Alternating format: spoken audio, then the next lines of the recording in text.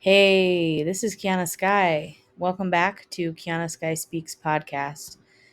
This is the place where we don't sugarcoat truth. We pour honey on pain and we remember who the hell we are. This episode is called Being a Light in This World. This one's for the ones who feel like their glow is too much, too different, and too dangerous. Just let me tell you that you are the light, and I'm not just saying that. You are the spark. You are the wildfire they tried to fence in. Let's talk about this. What is darkness? What is light? So what does it even mean to be the light? It's not fake positivity and pretending everything's fine. That's spiritual bypassing. I mean, showing up with your soul intact. I mean, choosing honestly when it's easier to lie. I mean, loving yourself in a world that profits from your self-doubt. Being the light means choosing compassion without letting people walk all over you.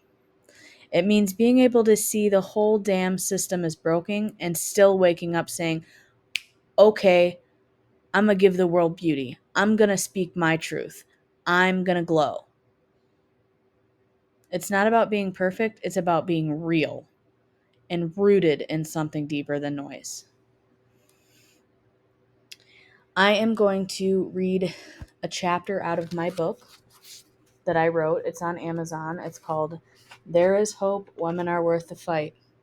I'm going to read chapter 2 in my book. It's called Darkness to Light, and this is what this podcast episode is about, being the light in this world. Coping was never easy for me. I would have rather wallowed in my self-pity than get off my ass and change the situation for the better. I now know that coping is possible. There is hope. You can change all the negatives into positives. You can move on from what has you bound. You must learn to wade through the darkness to reach the light. And I'm going to stop right now and I'm going to say the darkness is necessary to reach the light. When in the darkness, it is hard to see the light. I liken it to being a house without windows or doors. You can often feel trapped inside your head. What is darkness, you ask? The darkness can present itself in many ways, including addiction, depression, loneliness, stress, death, sexual abuse, many other things that would easily take up 5 or more things on way more pages. No matter what the negative thing, we hope to get out of each situation while here on earth. We can go through the darkness, reach the light, and live in a way that represents and presents the light and love to everyone around us. We can change the negative emotion to a positive one, thus creating beauty, bringing darkness to the light, and obliterating those negative thoughts. Previously, I mentioned getting to the root of the problem. I believe that identifying the negative is the crucial step to making that negative a positive. Once you find the root, everything will become clear. Turning darkness into light is a lifelong process. It does not and will not happen overnight by any means. Following are the ways I turn darkness into light. I strive to turn darkness into light daily. Before I get out of bed, I start my day with thankfulness and gratitude for all I have. That is one very quick fix when darkness and depression start to come after me.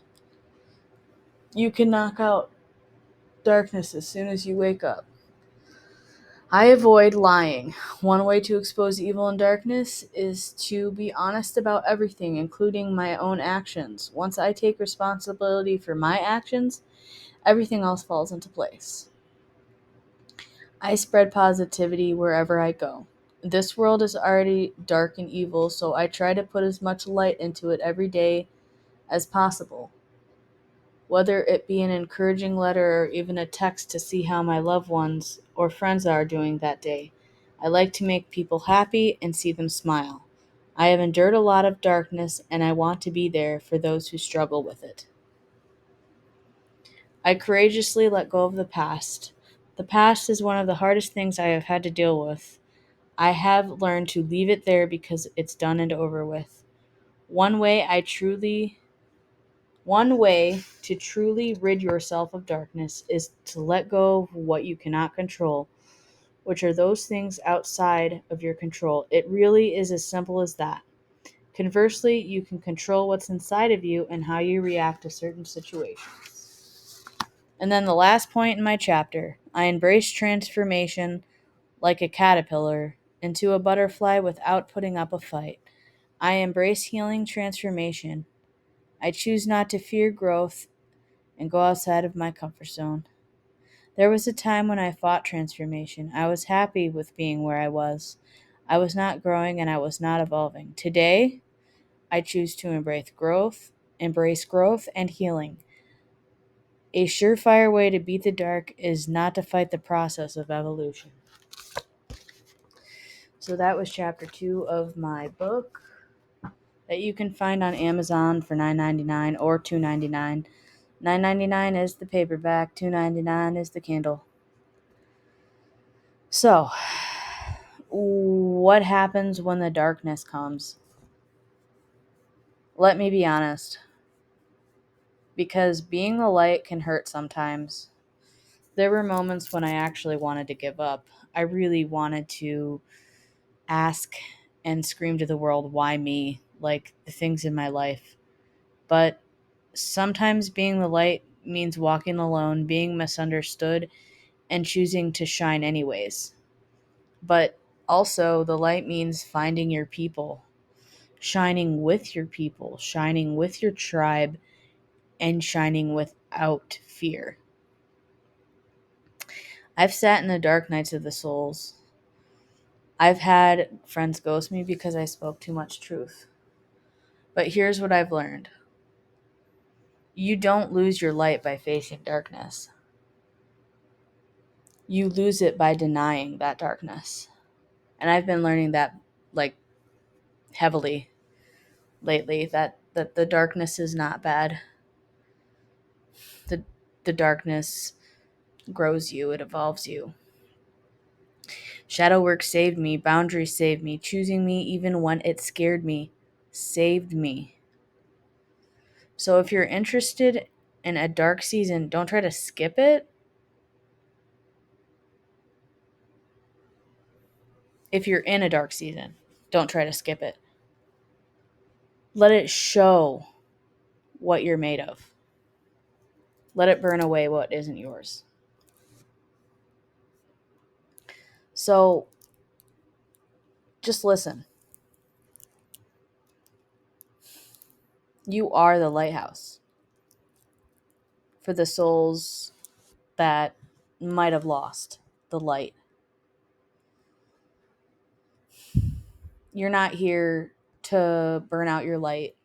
You're here to be a lighthouse, not a lifeboat. You're not here to save people by dimming your light.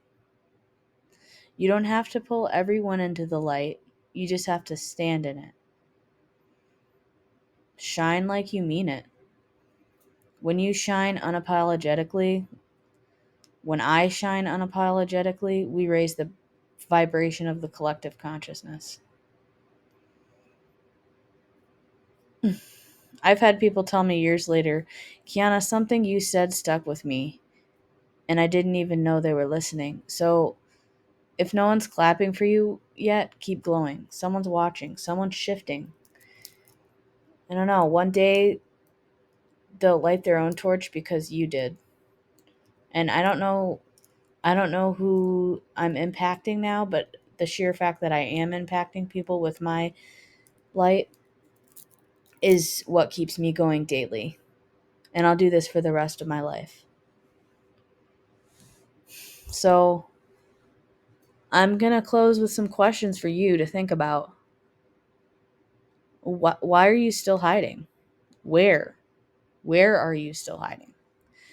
What parts are you afraid to shine in? Who told you your light was too much? Why do you believe them? Journal it. Speak it. Scream it if you have to, because you came here not to be silent and not to listen to other people's voices. You came here to light up the world. You came here to be. So, I wanted to close with a few words for you. You're not broken. You're not too late. You're not too loud. You're not annoying. You're not worthless. You are the light. You came from the light, and you will return to the light. And the world needs you right now to glow for who you are.